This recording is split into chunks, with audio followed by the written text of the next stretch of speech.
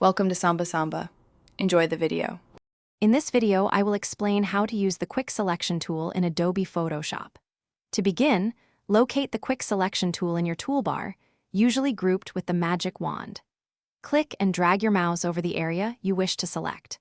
Photoshop intelligently detects edges, making initial selections incredibly fast. This tool is perfect for quickly isolating subjects from their backgrounds, saving you valuable time in your editing workflow. Once you have your initial selection, you'll often need to refine it. To add to your selection, hold down the Shift key and drag over the new areas.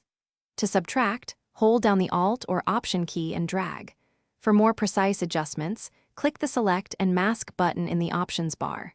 This opens a dedicated workspace where you can fine-tune edges with tools like the Refine Edge brush, ensuring a clean and accurate cutout.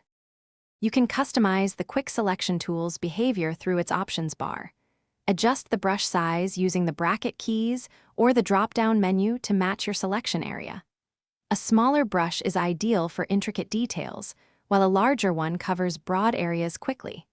You can also choose between different sampling options, like Sample All Layers, which is useful when working with multiple layers. Experiment with these settings to find what works best for your specific image.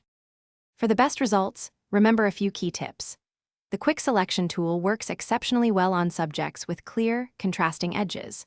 For very complex selections, consider starting with the Quick Selection tool and then switching to other tools like the Pen tool or Lasso tool for final precision.